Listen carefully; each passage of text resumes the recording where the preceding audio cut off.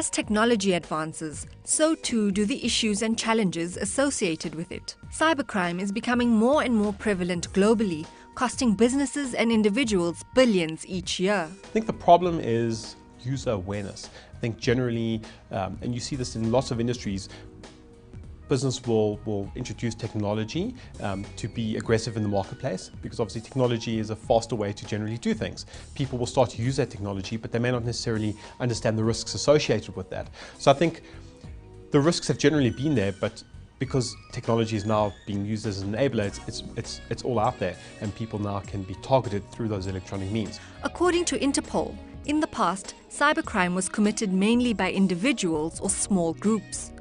Today we are seeing criminal organizations working with criminally minded technology professionals to commit cybercrime, often to fund other illegal activities. So how can companies and individuals protect themselves from cybercrime? Companies need to invest in people, process and technology. It's not just about technology. Very often, if users are properly trained and aware of the security risks associated with the environment, they would be better prepared to detect a potential, let's call it a phishing attack that might come their way. If they're aware, even if they responded to the phishing attack and perhaps gave the username and password or introduced malware into the environment, if they thought about it and thought maybe there is a risk associated with it, they could alert somebody and perhaps they could detect it earlier. So it's all around detection, that ability to detect. And then obviously, once the breach happens, how do you respond to that? What procedures do you do? How do you engage with your customers? How do you recover your environment so you can carry on with business? We've seen with lots of industry-related attacks. Specifically, I'll use Sony as an example. The recent cyber attack against them, which resulted in ransomware being deployed, was the second or third time that they've been attacked and experienced some sort of breach in nature. The ability to respond was perhaps not as slick as it should have been, and the ability to detect was not quite where it is. And maybe that's because the mindset is on protect. And I think we kind of need to move away from the fact that it's not only about protection, it's about detection and response. And once we become at peace with the fact that we may experience a breach, we can be better prepared to detect and respond to that. Cybercrime is often committed from outside the affected country. If the crime is being committed within the country, then the legislation is available to try and go after the potential hacker or syndicate that's committed the crime. But it becomes more challenging, because how do you know who attacked you if you don't necessarily have the right detective controls in place? So you kind of got to start off and say, okay, either I know the person or I don't know the person, either through an IP address, which I can then trace back to a home, a business, some other organization. And I can go after them because without doubt, I can say the attack came from this person. But with cybercrime, it's a bit difficult. Very often the crime happens from outside the country, in which case you're reliant on the ability to engage with a foreign jurisdiction and their ability to go off and find that perpetrator, and then is there a treaty in place, extradition, so on and so forth. And that's where it proves difficult, is that most attacks, either you don't know where they come from, or they come from outside the country, in which case it's a challenge. Cybercrime is here to stay, so it's up to companies and people to invest in mitigating technologies.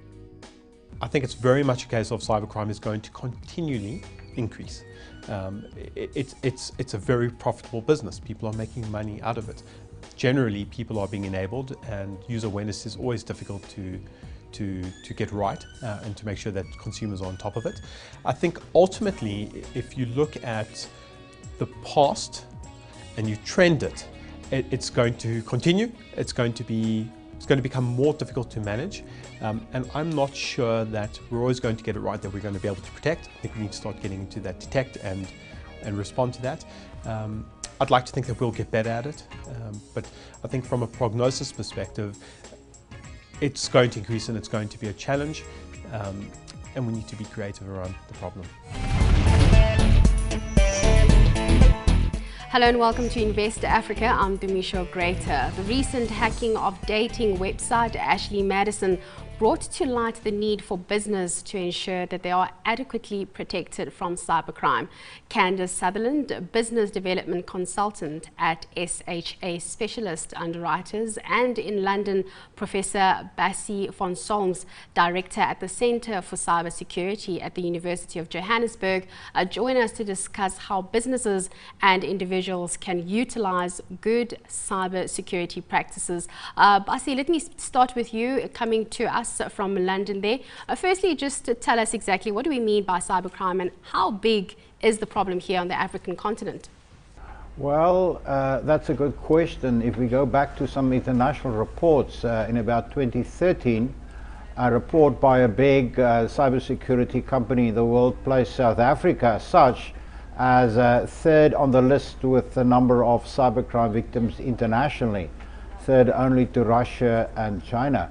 So that puts South Africa very, very high on the list of cybercrime. And in general in Africa, it is seen that Africa is a hotbed for cybercrime because of many reasons. I think there are some lights at the end of the tunnel in terms of some developments in many of African countries, but at the moment Africa as such hasn't got a very good name in terms of cybercrime and in terms of victims and cybersecurity. Bassie said third on the list. That is very worrying. So what is driving this? So let's look at the definition of cybercrime. So cybercrime is defined as any criminal activity involving a computer or a network. Ask an ordinary man on the street and they'll say it's credit card fraud, but it's so much broader than that. It is any unauthorized access to, interference with, fraud and forgery of data. So the reason South Africa is such a target is because our legislation doesn't really have any ramifications for any person who commits cybercrime here. So POPI is looking at that. POPI will address that. POPI is the Protection of Personal Information Act. But it's going to take some time. You know, it was enacted in November 2013. We're now July 2015 and we're still waiting for a regulator to be appointed. Regulation is key. Bassie, I know that you just put a paper forward from an AU perspective on ensuring that there are certain laws in place. Paint a picture for us. Where are we sitting when it comes to the regulatory perspective here? Yes, I'm actually in London at a conference, as you mentioned, giving a paper on the African Union Convention on Cybercrime, Cybersecurity and Protection of Personal Information, related to some maturity model in which countries which has signed the convention can actually measure themselves or determine how far they have achieved a progress on the line or the route or the road of cybersecurity. It is a big problem still, as we said, and I think Africa's got a long way to go. The African Convention is a very good first step. It's not a perfect document, but at least it provides some effort from the African Union as an organization to provide some guidance which countries must follow. Now, of course, the big question is, and that was also asked to me at the conference, is what is the political will of the different governments in Africa to actually conform to and follow the advice of the convention? And that is, of course, an open question. I don't know. We must just keep on fighting and laying out the benefits of good cybercrime, because the economy of countries today and the economy of Africa as a whole is to a bigger extent dependent on our cybersecurity and a safe cyberspace. So it's to the benefit of countries and governments to ensure that this happens. We need to ensure this happens. We need to make sure we've got the right policies in place. Broadband, that's a big issue. Absolutely. So how are we going to balance the two? How are we going to make sure that we've got good security when we still have broadband issues? Yeah, I mean, Wi-Fi itself is an issue. Using a Wi-Fi network that is an untrusted network is very, very dangerous. And looking at an SME, they don't have the budget to have these massive IT infrastructures and antivirus and firewalls and all that sort of fancy technology. So, you know, an SME would use Dropbox as the entire server. So what do you do in that situation? The only solution for a company to actually make it through a cyber breach is to have a cyber insurance policy. Bassie, what are you telling people at the convention there when it comes to some of these companies? How can they make themselves less vulnerable, especially the ones that don't have the budget to do so? Well, I think the major aspect now, and that's becoming clear from all types of literature, is the the aspect of cybersecurity awareness. Many people, many small companies, as we've just now heard, are exposed, and many big companies. And it's basically proven that the best money at the moment, or from the best money a company can spend on cybersecurity, is on awareness, making internal employees aware of the risks of cybercrime, the risks of how they can be infected, how they can infect the company, the risks of downloading malicious software from apps, the risks of using your own device in the company environment.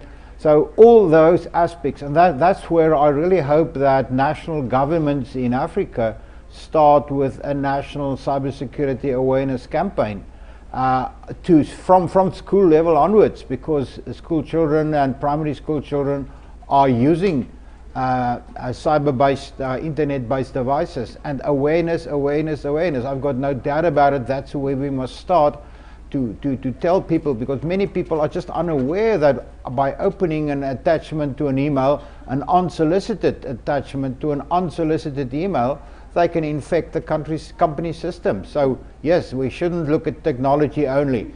Cybersecurity is a multidisciplinary aspect, from human side right through the technology, but not only the technology. Technology can't solve the problem. That is such a tricky one, Basi, what you've mentioned, because you are able to go home, get your emails from them. You are being more efficient with your time. So this is something that corporates are going to have to try and manage. Absolutely, and it's something that it really is impossible to manage. It's like, if somebody wants to get into your system, they will. And we saw that with the Ashley Madison hack, with them saying, our systems are impenetrable. And now they're being held to ransom. A $200 million company brought to their knees. Basi, I'm sure maybe this is one that you may have been following. What have been the trends if a company does find themselves in a position where they are under threat, where somebody has been able to hack or threatening? Should they just give in, or what are the steps that need to be taken here? Yes, I think if a company, and I'll just come back to this issue of insider threats, it is proven, and it's shown in all statistics, that the biggest types of attacks are still coming from insiders, and not necessarily malicious, but also because of unawareness, as we've seen.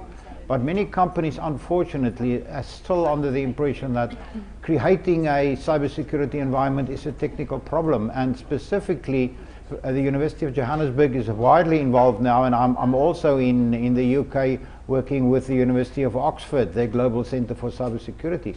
And our specific project is working on the accountability of members of boards of directors, to accept their accountability and their responsibility concerning cybersecurity. It is not anymore a technical issue, it is a board member's issue. And all over the world now, cybersecurity, secure cyberspace, cyber risks for the company is becoming and is growing into a board agenda member. The World Economic Forum has clearly stated that cyber risks is amongst the top risks internationally amongst all companies. So it's a top-down issue. There's no doubt about that. You cannot solve the cybersecurity problem by technology from the bottom up. You must start from the top down, leadership, policies, directions, procedures, from the board down through the management, through to the lowest worker, and everybody must create a culture. That's the big thing. You must be a culture of cybersecurity. Like in Africa, we have a culture of doing certain things, and cybersecurity must become that culture. And that's what companies and countries, and I hope amongst the African Union can achieve, to do that, because that's what we need. I'm going to come back to the issue around the African Union with you, Basi, but he mentioned the fact that it's accountability at board level. Absolutely, I couldn't agree more. You cannot blame a staff member for something they haven't been educated on, and it definitely is something. There was a post recently about a gentleman who cashed in his pension fund because he thought that he won the Coke Lotto, right? So that financially is now that entire family is financially destitute. And people were posting comments like, well, if you're going to be that stupid, then you must suffer. And how is that fair to say? You need to educate your children, educate your parents, educate your grandparents, and educate your employees data is your most expensive asset, and your employee is your most dangerous asset, actually. Well, we're turning into a short break now, but when we come back, we'll have more insight into making use of cybersecurity measures, and do stay with us.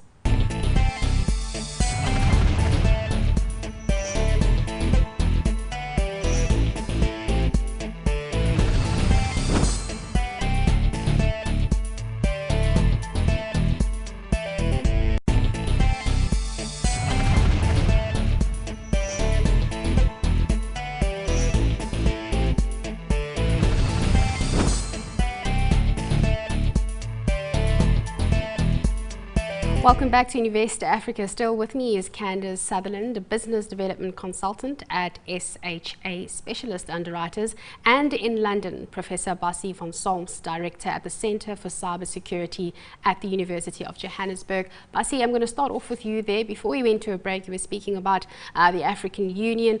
There were some things that still needed to be ratified, but I want to talk about the African Union model and what they say with regards to cyber space or cybersecurity. Some of the concerns is that restrictions to free of speech, and this may limit free of speech or freedom of speech. Are you in agreement with some of these concerns? Yes, I've read a lot of comments on the African Union Convention concerning the impact on speech and freedom of speech.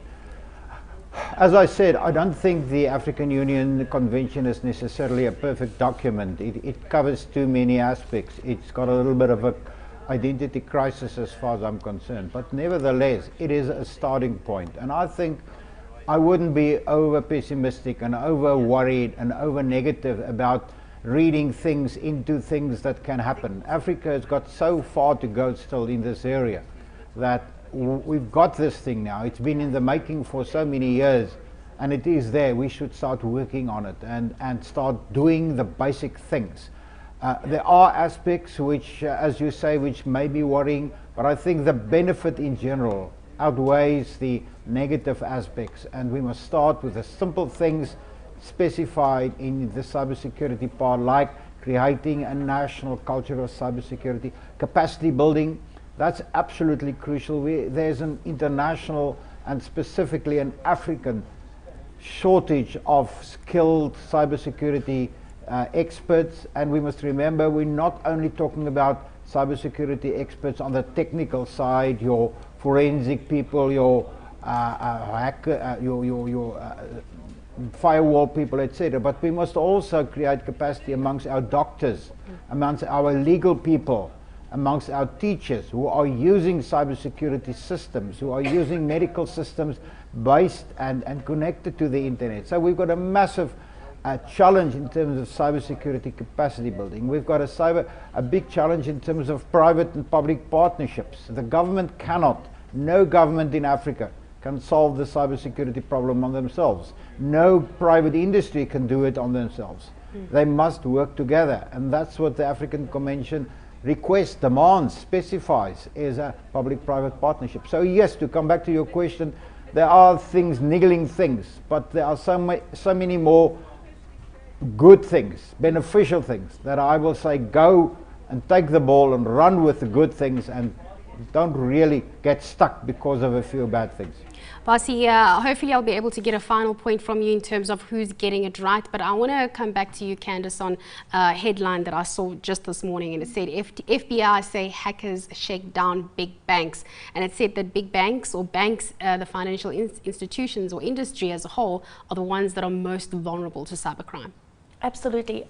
If you have an email from a bank that says don't ever click on a link, you know, they send out these constant communications to educate us on safe ways to transact with your bank. So the safest way is, if you are withdrawing money, go to an ATM inside a bank instead of one at a petrol station, for example.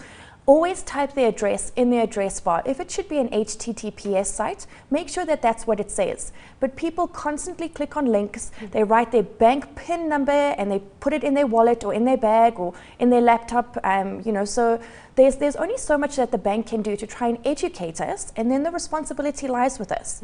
And then we all cry foul and come down on the banks saying you should refund me, when realistically we throw our bank statements in the dustbin so anybody can find them, we print them out, we leave them here, put our passwords in our purses, and it just, how much more can they do? Mm-hmm.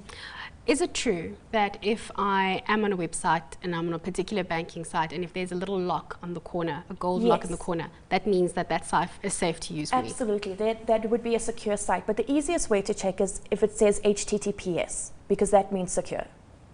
Who's getting it right? Before I go back to Basi, in terms of, he talked about PPPs in this cyber security space. Governments can't do it alone, so he says. So where have we seen on the continent, in South Africa, or anywhere in the world, where they are getting this right? Yeah, and not many people are. This is the reality. Cyber criminals are always going to be 10 steps ahead. Developers bring out patches, people don't release them. That's a backdoor for somebody to get in. The UK Data Act was written years ago, and there are still hacks there, massive hacks in America.